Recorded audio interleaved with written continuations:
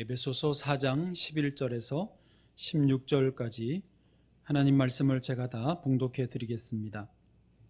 그가 어떤 사람은 사도로, 어떤 사람은 선지자로, 어떤 사람은 복음 전하는 자로, 어떤 사람은 목사와 교사로 삼으셨으니 이는 성도를 온전하게 하여 봉사의 일을 하게 하며 그리스도의 몸을 세우려 하심이라. 우리가 다 하나님의 아들을 믿는 것과 아는 일에 하나가 되어 온전한 사람을 이루어 그리스도의 장성한 분량이 충만한 데까지 이르리니 이는 우리가 이제부터 어린아이가 되지 아니하여 사람의 속임수와 간사한 유혹에 빠져 온갖 교훈의 풍조에 밀려 요동하지 않게 하려 함이라. 오직 사랑 안에서 참된 것을 하여 범사에 그에게까지 자랄지라. 그는 머리니 곧 그리스도라. 그에게서 온몸이 각 마디를 통하여 도움을 받음으로 연결되고 결합되어 각 지체의 분량대로 역사하여 그 몸을 자라게 하며 사랑 안에서 스스로 세우느니라. 아멘. 코로나 상황 속에서 교회가 모임을 제대로 갖지 못하고 1년 반을 지내오다 보니까 성도들 간에도 서로 얼굴을 마주보기가 쉽지 않고 또 교회 일꾼을 세워야 되는 이 때에도 사실 어려움이 좀 있습니다. 예전 같으면은 선교회나 구역 모임 또 교회 이런저런 행사나 활동을 통해서 서로 이렇게 같이 하는 기회들이 있지 않습니까? 그때 밭에 감추인 보화 같은 분, 조개 속의 진주 같은 분들이 발견이 되기도 하고 또 봉사를 통해서 그런 분들이 만들어지는 그런 과정도 있었습니다. 또 저희가 전에는 주일 오전 예배는 본래 말씀을 가능하면 새가족이든 초신자든 심지어 안 믿는 분도 듣고 이해가 되시고 공감할 수 있는 정도 용어와 그런 수준에 맞추어서 말씀을 전하고 주일 오후에 이제 점심을 같이 먹고 그것도 굉장히 좋았죠. 오후 예배 때는 교회에 가능하면 봉사자들, 일꾼들, 직분자들에게 필요한 말씀을 거기에 초점을 맞추어서 메시지를 전해드렸어요. 주일 오후마다 늘 저는 그렇게 했는데 그게 못한 지가 지금 1년 반이 지났습니다. 그러다 보니까 이제 일꾼을 세워야 되는 때가 되었는데 우리가 상당히 준비가 안 되어 있구나라고 하는 것을 새삼 최근에 지난주부터 깨달았습니다.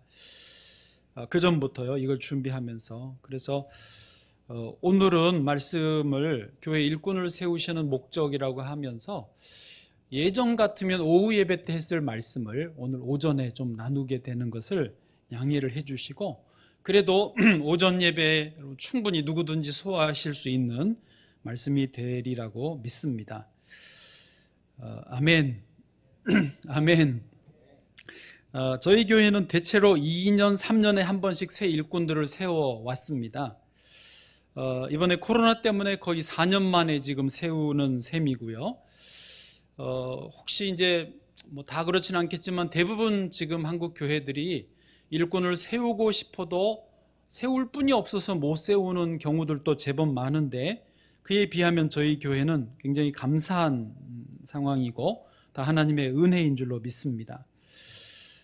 교회 직분자를 세우는 일은 어쨌든 감사한 일이에요. 왜냐하면 일꾼들이 많아질수록 교회 공동체에서 그 영역이 다양해지고 넓어지니까요. 건물로 치면 기둥이 많을수록 그 공간이 더 넓게 쓸 수 있거든요. 그래서 직분자를 세우는 것은 교회의 영역이 확장되고 그것은 곧 하나님 나라가 확장된다는 것을 의미하기 때문에 그렇습니다. 여러분, 일꾼이 적어지면 교회가 쪼그라들잖아요. 결코 바람직한 현상은 아닙니다. 또 한 가지 직분자를 세우는 것은 우리 모두의 일입니다. 제가 지난주에 1차 공동회의하고 투표를 하면서 살짝 느낌이 뭐냐면 그냥 제 개인의 생각일 수고 느낌일 수 있지만 내 가족이나 내 아는 분이나 우리 구역장님이나 이런 분들이 이제 후보에 있으면 아무래도 더 관심을 갖는 상황이고 그렇지 않으면 또 혹은 이제 좀 미안하지만 청년 세대는 내가 꼭 참여해야 될까 이런 생각도 조금 얼핏 있는 것 같았어요. 느낌에 그냥 저의 착각이기를 바래요. 네. 하여튼 그렇지만 이거는 여러분 결국 우리 모두의 일이에요. 직접 나와 상관이 없는 것처럼 보여도 우리가 한 교회 공동체의 일이지 않습니까? 여러분 나라가 잘 되어야 그 국민들이 평안하고 행복하듯이 교회라고 하는 한 지붕 아래, 한 울타리 안에 있으면 어떤 일꾼들이 잘 세워지는가는 우리의 신앙생활의 평안과 또 하늘의 복이 다 결정되는 것입니다.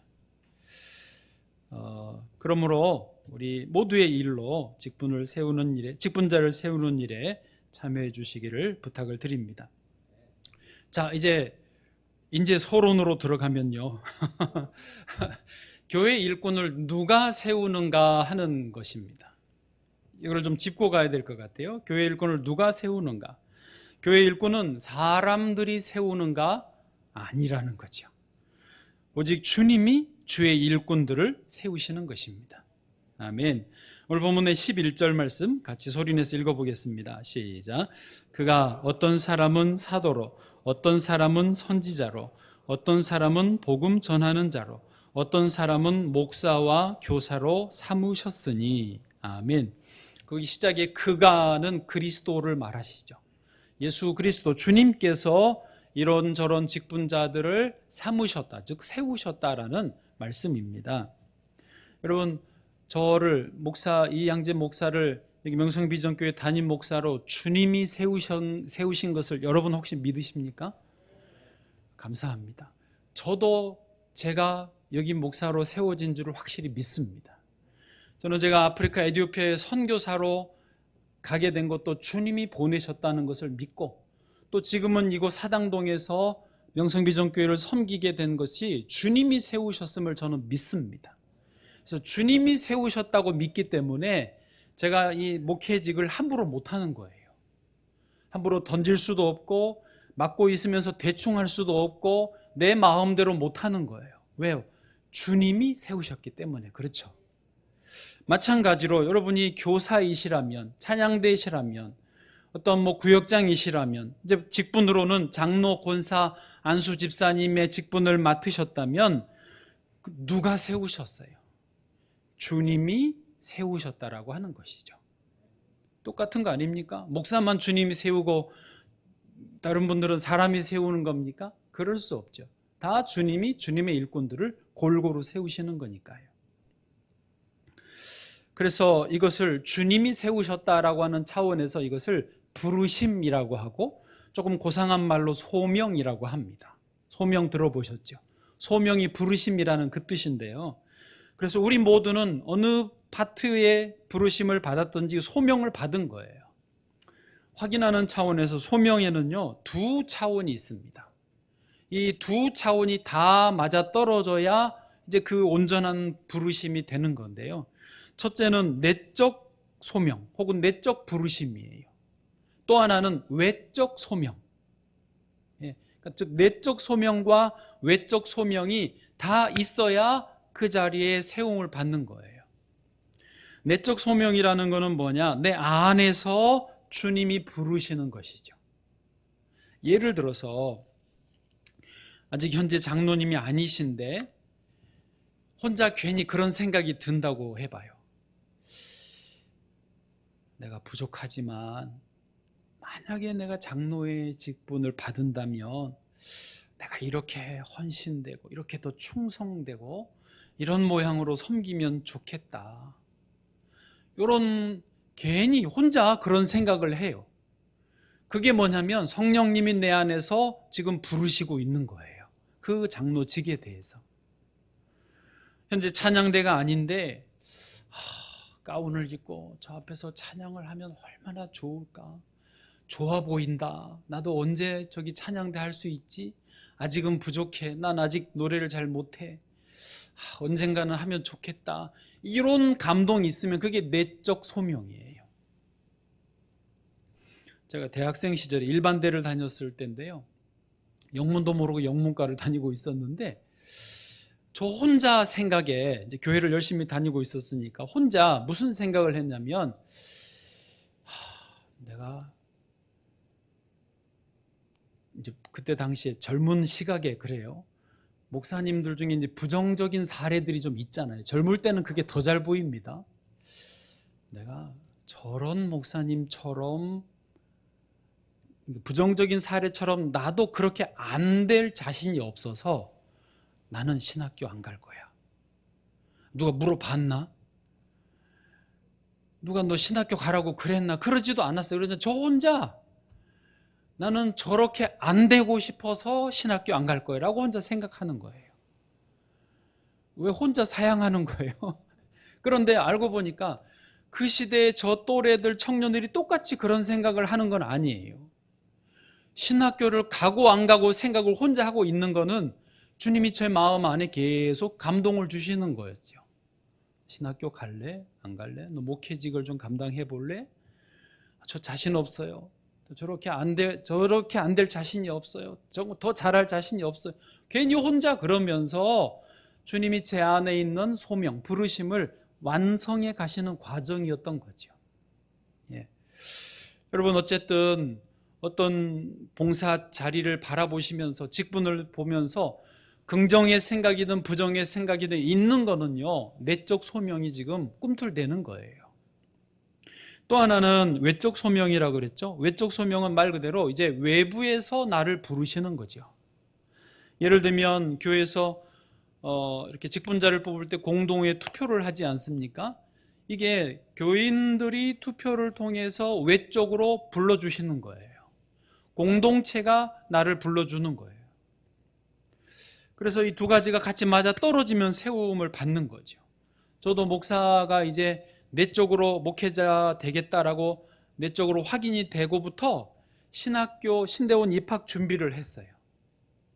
그래서 신학교 입학 고시를 치러서 합격이 되고 또 3년 동안 수업 과정을 다 학점을 받아서 이수를 하고 그리고 이제 목사 고시에 또 합격을 해야 돼요. 목사 고시 합격증을 받으면 또 2년, 그 사이에 2년 동안 전임 사역을 충분히 해야 되고 그 교회 담임 목사님으로부터 추천받고 그 노회장으로부터 추천을 받아서 목사 안수를 또 받아요. 그거 위해서 나이, 사역, 모든 그런 경력 증명 다 증명이 돼서 외적으로 확인이 돼야 목사 안수를 받는 거예요. 목사 안수 받는다고 다 목회하는 것도 아니거든요.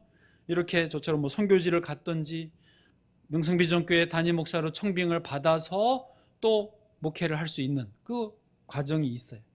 이게 전부 쭉 대충 나열했지만 전부 외적 소명이에요. 그래서 내적인 소명과 외적인 소명이 맞아 떨어질 때 그 자리에서 직분을 받고 감당할 수 있다는 것이죠. 근데 다시 확인하지만 이런 내적 소명과 외적 소명의 모든 검증 과정, 확인 과정을 누가 주도하시느냐? 주님이 주도하시는 거예요. 사람이 아니에요. 내가 하는 게 아니에요. 누구 이웃 친구가 하는 게 아닙니다. 담임 목사가 여러분 하는 게 절대 아닙니다. 주님이 하시는 일이에요. 이것을 믿어야 됩니다. 그래서 오늘 제목도 잘 보시면 교회 일꾼을 세우는 목적이 아니고 세우시는 목적이에요. 왜요? 세우는 목적 그러면 마치 우리가 하는 것처럼 보이지만 세우시는 목적, 주님이 세우신다는 것을 분명히 표현하기 위해서 그렇게 썼습니다. 자, 이제 이 부분이 확인이 되셨다면 이제 본론으로 들어갑니다. 그러면 교회 일꾼을 주님이 세우시는데 무슨 목적으로, 무엇을 위하여 일꾼을 세우시는가, 주님이 무슨 목적이 있으신가 하는 것입니다. 오늘 보면 12절에 세 가지가 명확하게 정리되어 있네요. 12절 같이 읽습니다. 시작. 이는 성도를 온전하게 하여 봉사의 일을 하게 하며 그리스도의 몸을 세우려 하심이라. 아멘. 제가 평소에 돼지 세 가지를 좋아해서 이렇게 딱 떨어지는 거를 눈에 잘 들어와요. 여기 세 가지 딱 나오죠. 첫째, 성도를 온전하게 하고, 둘째, 봉사의 일을 하게 하고, 셋째, 그리스도의 몸을 세우기 위해서 직분을 맡기는 거예요. 아멘이십니까? 예. 그런데 요 세 가지는 각각 따로따로 나누어지는 그런 그 동등한 값이 아니고 요 세 가지는 단계로 이해하셔야 돼요. 첫 번째는 1단계, 그리고 두 번째는 1단계가 되면 두 번째 계단 2단계, 두 번째 계단이 되면 세 번째 최종적인 목적이 3단계라는 거예요. 이렇게 이해하셔야 돼요. 원문도 그렇게 돼 있습니다. 그래서 원문을 그대로 직역을 하면 눈으로 보시면서 제가 읽어드려 볼게요. 약간 풀어서 이는 성도를 온전케 함으로써 그게 1단계고 봉사의 일을 하게 하고 그게 2단계고 결국이 들어갑니다. 결국 그리스도의 몸을 세우도록 하기 위함이다. 예. 그래서 직분을 죄의 일꾼을 세우시는 최종적인 목적, 궁극적인 목적은요, 그리스도의 몸을 세우기 위해서예요. 교회를 세우기 위해서, 신앙 공동체를 세우기 위해서, 죄의 머리이시고 몸된 교회를 세우기 위해서 주님의 일꾼들을 주님이 세우시는 거죠. 자, 이렇게 1단계, 2단계, 3단계 이제 이해가 되셨으면 이제 이거를 가볍게 설명을 해드릴 텐데, 오늘은 1단계부터 설명 안 하고 여기는 3단계부터 말하겠습니다. 3단계 먼저 말씀을 드리고, 이게 제일 중요하니까. 그리고 나중에 1, 2단계를 가볍게 첨언을 하겠습니다. 3단계 먼저 말씀드리면 아까 뭐였습니까? 최종 목적은 그리스도의 몸을 세우기 위하여라고 했습니다. 저와 여러분이 이 점을 분명히 하기 원합니다. 이미 주의 일꾼으로 세움을 받으신 분들이든지 이제 새로 세움을 받아야 하는 분들이든지 앞으로 또 언젠가는 결국 세움을 받아야 될 분들이든지 간에 목적이 다른 데 있지 않고 오직 주의 몸된 교회를 세우기 위해 있다는 것을 확인해야 되겠습니다. 어떤 분들은 혹시라도 주의 일꾼으로 세움 받는 것은 자기 자신을 위해서다라고 무의식 중에라도 생각하시면 안 됩니다. 그건 착각하는 거죠. 자기의 명예를 위해서, 자기의 체면을 위해서, 남들이 하니까, 그냥 내가 하고 싶으니까, 그러면 안 됩니다. 이 목적이 자기 중심으로 되면 반드시 문제가 생깁니다. 반드시 시험에 들든지 시험에 들게 하든지 합니다. 교회가 싸움이 있고 분쟁이 있는 교회들이 제법 있지 않습니까? 그런데 대부분 교회의 이런 문제들 중에 근본 원인은 이 직분의 목적이 잘못되었을 때 나옵니다. 따지고 들어가 보면 내가 장로인데 나를 무시하다니, 내가 얼마나 오래 다녔는데, 내가 헌금을 얼마나 많이 했는데, 내가 얼마나 많은 봉사를 했는데, 이러면서 내가, 주어가 내가 돼버리면 목적이 틀려버리는 거예요. 그러면서 거기서부터 이런저런 마음속의 균열과 또 사람 관계와 어떤 파당과 결국 교회 자체가 쪼개지는 문제들이 생깁니다. 주의 일꾼은 주님의 몸된 교회를 위해서, 그래서 주의 몸된 교회를 사랑하고 헌신하고 기꺼이 시간과 물질을 드릴 수 있고 봉사할 수 있는 사람이 되어야 됩니다. 물론 처음부터 이거를 다 잘할 수는 없어요. 완벽할 수 없습니다. 그러나 방향만큼은 분명해야 되죠. 나를 위한 직분이냐 주님의 몸된 교회를 위한 직분이냐, 이 방향은 분명해야죠. 주님을 위한 방향이 분명하면 처음에 좀 서툴고 어설퍼도, 처음에 좀 잘 못해도 계속 그쪽에 마음을 쏟고 준비하고 훈련하다 보면 점점 더 잘할 수 있게 되는 줄로 믿습니다. 레위 지파의 고라라고 하는 사람 아시나요? 이 고라의 반역이 있었습니다. 고라, 다단, 아비람 이런 사람들이 당시에 이제 모세에게 반란을 일으켰어요. 무리를 지어가지고 당신만 하나님에게 계시를 받느냐? 우리도 할 수 있다. 그러면서 고라가 주동이 됐어요. 레위 지파니까. 모세도 레위 지파고. 그런데 하나님이 고라를 심판하시죠. 고라와 그 일당들을 땅이 갈라져서 다 죽습니다. 그런데 천만다행으로 그 아들들은 살아남았어요. 하나님이 죽이지 않으셨어요. 그래서 그 아들들, 그 손자들, 그 또 증손자, 고손자들은 고라의 자손이라는 칭호를 얻어요.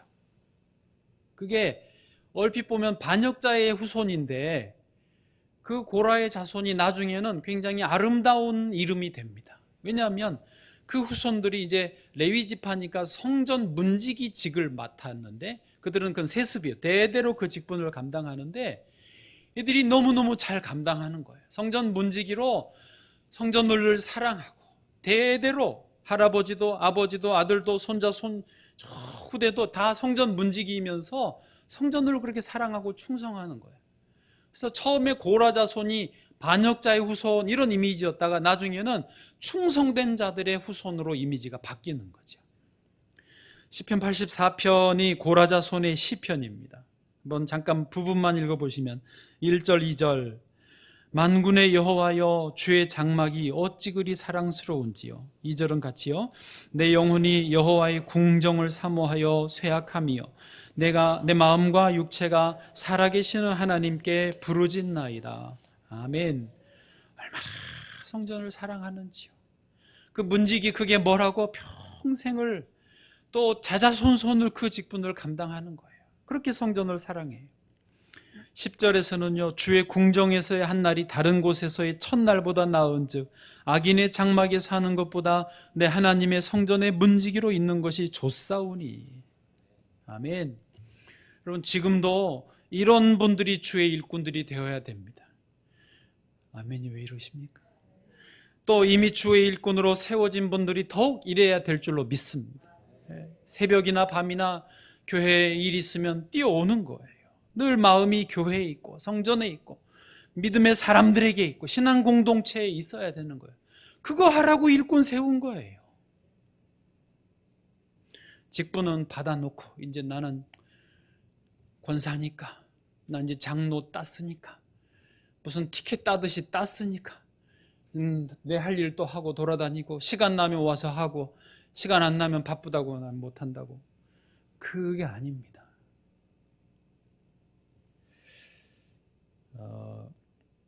직분자들은 철저하게 신앙 공동체, 주의 몸된 교회를 세우기 위해서 평생을 이제 헌신하고 살아야 되는 것입니다.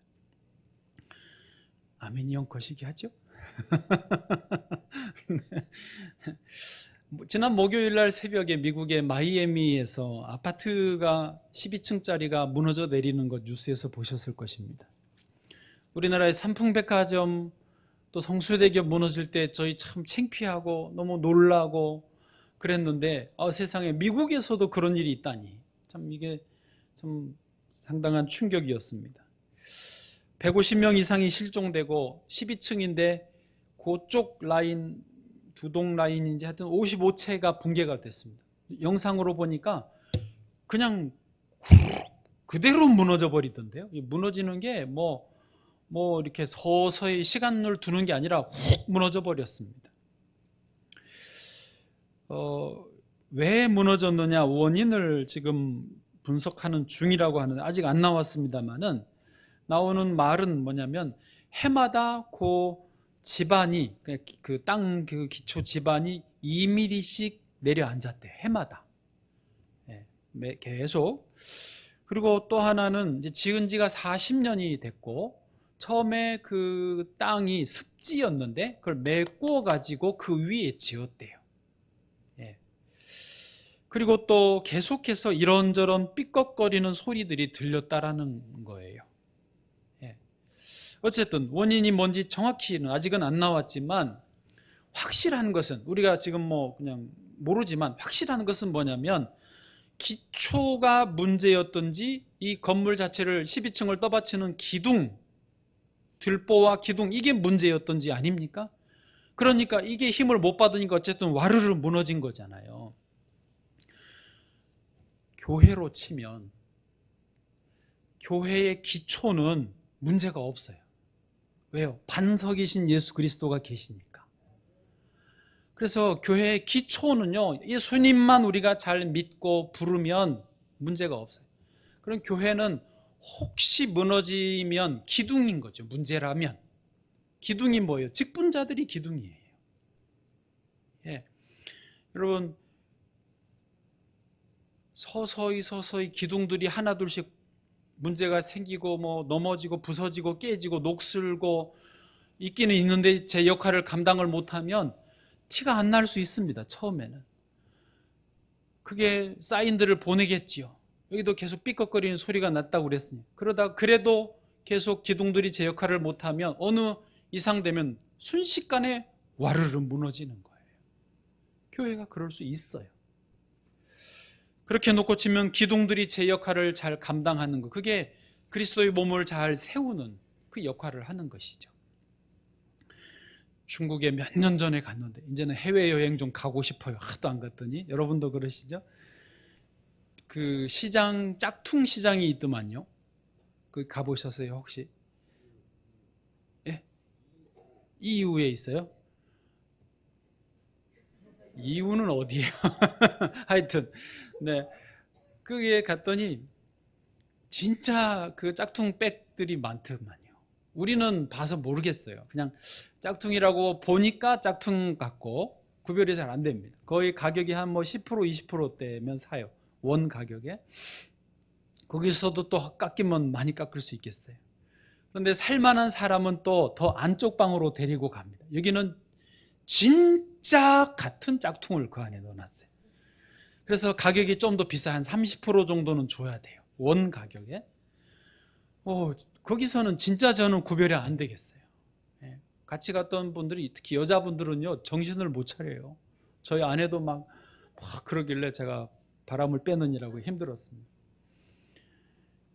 네, 여러분, 짝퉁 가방과 그 진짜 가방을 구별하는 법 언제 한다고요? 비 올 때. 다 아시네. 비 오면 짝퉁 가방 드신 분들은 본능적으로 이게 머리 위로 올라가고, 진짜 이게 진품이면 여기 감싼다면서요. 그래요? 여러분, 교회에서도 주님의 일꾼들이 진짜 일꾼이냐 아니냐 가짜냐는 언제 구별되냐? 교회 문제가 있을 때. 교회 어려움이 올 때 진짜 명품 일꾼은 내가 비를 맞고 교회를 감쌉니다. 그러나 이제 30%를 줬든 50%를 줬든 하여튼 짝퉁이면 본능적으로 그걸로 나를 가리는 거죠.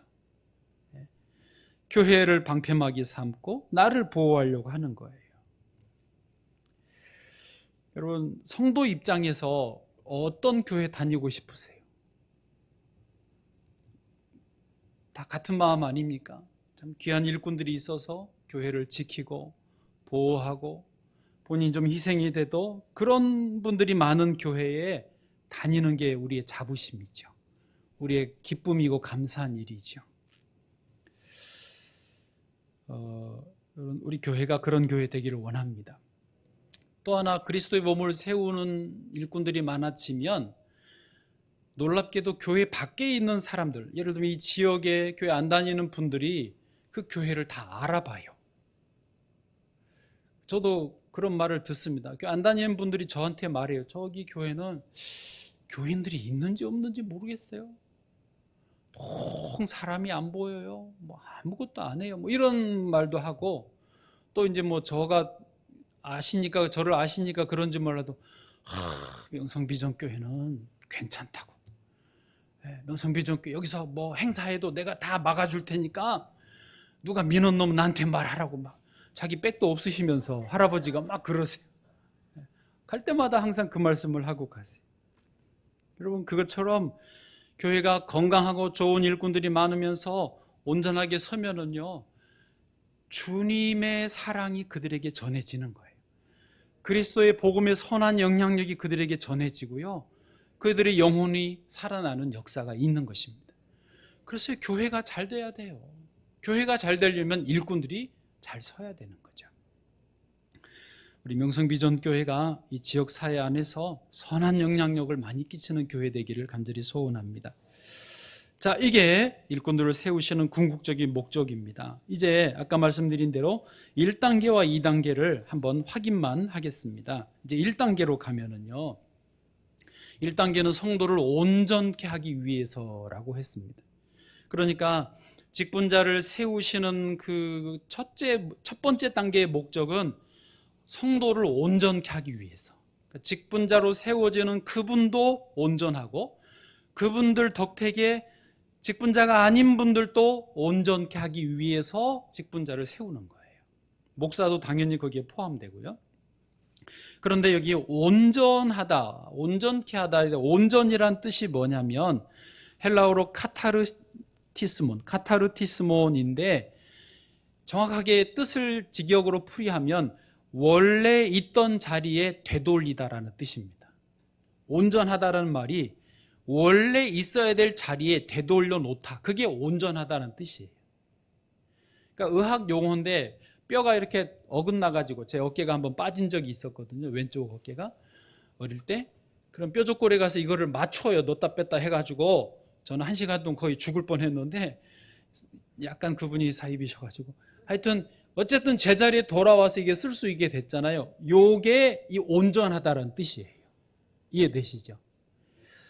그러니까 목사나 교사나 항존 직분자들을 세우시는 첫 단계의 목적은 뭐냐면, 우리가 힘써야 될 것은 뭐냐면 모든 성도가 각각 제 위치에 서도록 하는 거예요. 목사가 목사의 역할을 잘 하는 거, 장로님이 장로님의 역할을 잘 하시는 거, 권사님들이, 안수집사님들이, 구역장님이, 선교회장님이, 임원들이 다 각각이 자기 역할을 잘하면 전체적으로 교회는 온전하게 되는 거예요. 개개인도 온전하고 공동체도 온전하고. 그 관점에서 13절을 좀 봐보실까요? 오늘 본문의 13절. 우리가 다 하나님의 아들을 믿는 것과 아는 일에 하나가 되어 온전한 사람을 이루어. 자, 하나님을 아는 것, 믿는 일, 이게 하나가 된데 이게 뭔 소리인지는 모르겠지만 이제 온전한 사람을 이룬다는 게 뭔지 알겠죠. 그리스도인으로서, 직분자로서 내 자리에 잘 지키면 그게 믿음 생활 온전하게 잘 하는 거예요. 예. 그러면서 그리스도의 장성한 분량이 충만한 데까지 이르리. 각각이 자기 역할을 잘하면 교회 공동체 전체는요, 그리스도의 임재가 충만한 거예요. 성령이 충만하고 은혜가 충만하고 교회에 오면 너무너무 좋은 거예요. 천국이 따로 없고 에덴 동산이 따로 없는 거예요. 집에 안 가고 싶어.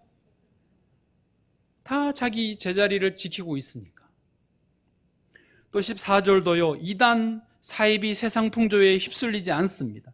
이는 우리가 이제부터 어린아이가 되지 아니하여 사람의 속임수와 간사한 유혹에 빠져 온갖 교훈의 풍조에 밀려 요동하지 않게 하려 함이라. 아멘. 이게 첫 번째 단계. 온전케 되면 세상에 휩쓸리지 않아요. 성경 더 재미있는 거 가르쳐 줄게. 더 깊이 배우자. 그리고 신천지 성경 공부 안 가요. 내가 있을 자리 여기인데, 내 구역 모임에 모이고 강단에서 주신 말씀으로 내가 양식을 삼고 성장해야지. 어디 딴 데 자리를 비우면 안 되는, 그러면 휩쓸리는 거죠. 온전하지 못하는 거예요. 청년들에게도 가끔 그 말 하는데, 멋진 정말 온전한 배우자를 만나고 싶잖아요. 이상한 사람 만나고 싶어하는 청년은 없습니다. 그러려면 어떻게 해야 되느냐? 내가 온전해야 되는 거예요. 쉽게 표현해서. 멋진 사람 만나고 싶으면 내가 멋지면 되고, 아름다운 사람 만나고 싶으면 내가 아름다우면 되는, 그래야 온전한 사람을 보는 눈이 내게 있고 온전한 사람이 보이면 알아보고 또 서로 그 사람도 내가 마음에 드는 거예요. 그래야 내가 온전해야 돼. 내가 내 자리를 지켜야 되는 거예요. 제가 30대 그 중반쯤에 교회를 개척하려고 그랬어요. 부목사를 삶해야 되는 상황이어서 개척도 좀 빨리 하고 싶고, 그래서 천안으로, 서울 변두리로 알아보러 다녔어요. 그러다가 저 스스로를 들여다보고 멈추었어요. 왜? 제가 온전하지 않은 거예요. 부목사로서도 부족하였지만 개척을 해서 담임 목회자가 돼서 개척 목회를 할 때에 제가 온전하지 않으면 저도 고생이고 가족들도 이렇게 고생을 시키고 또 오는 성도들도 얼마나 힘들겠어요. 내가 온전하지 않는데. 들여다보니까 너무 부족한 거예요. 특별히 제가 부족한 부분을 느꼈던 게 은혜였습니다. 제가 은혜를 성경으로는 알고 지식으로는 아는데 은혜를 제 영적으로 체험을 깊이 잘 못했던 거예요. 그거를 깨달았어요. 그러면 은혜가 없으면요, 막 율법적이 되거든요. 개척하면서 교회 목회하면서 막 사람들을 닥달하고 힘들게 하고, 저도 막 스스로를 막 그 체근을 하면 못 견디는 거, 병나고 어려워집니다. 그래서 제가 스톱을 하고 다시 부목사로 들어가서 그 교회에서 은혜를 배웠어요. 목사님은 진짜 오직 은혜만 강조하시는 목사님이었어요. 어쨌든 그래서 그나마 지금 조금 목회를 하는 것입니다. 조금. 여러분, 주 안에서 온전하시기를 축복합니다. 두 번째 단계가 아까 뭐였습니까? 봉사의 일을 위하여. 그러니까 첫 번째 단계가 우리가 각각이 제자리에 온전하게 되어서 그 다음에는 봉사의 일을 하게 하는 거예요. 그래서 그리스도의 몸을 세우는 과정이거든요. 여러분, 주의 일꾼으로 세움을 받으면 이것은 봉사라고 세우는 거예요. 오늘은 아멘이 별로 안 나오시죠? 네. 봉사, 이거 디아코니아스인데, 디아코니아라고도 잘 알려져 있는데요. 섬김, 봉사라는 뜻이고, 우리 한국말로 집사님, 집사가 영어로 디콘입니다. 디아코니아에서 나온 봉사라는 직분이에요. 집사는 봉사의 직분이에요. 다행히 권사님들은 집사가 아니네요. 똑같은 의미예요. 똑같은 의미. 다 장로님도 그렇고 목사도 그렇고 하여튼 교회에서 직분은요 다 봉사하는 직분이에요. 제가 우리 교단에 헌법체계에 나와 있는 장로의 역할을 좀 찾아왔습니다. 평소에 우리 잘 이거 안 봐요. 안 봐도 상관없는데 한번 봐도 좋겠다 싶어서 장로의 직무 1. 장로는 교회 택함을 받고 7위회 회원이 되어 목사와 협력하여 행정과 권징을 관장한다. 2. 장로는 교회의 신령상 관계를 살핀다. 신령한 영적인 일의 관계도 같이 장로님이 살펴야 돼요. 세 번째, 장로는 교인들이 교리를 오해하거나 도덕적으로 부패하지 않도록 교인을 권면한다.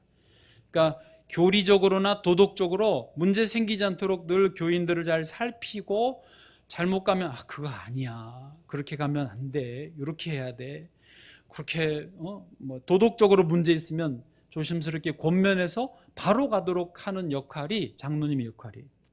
네 번째, 장로는 권면하였으나 회개하지 않는 자가 있으면 당회에 보고한다.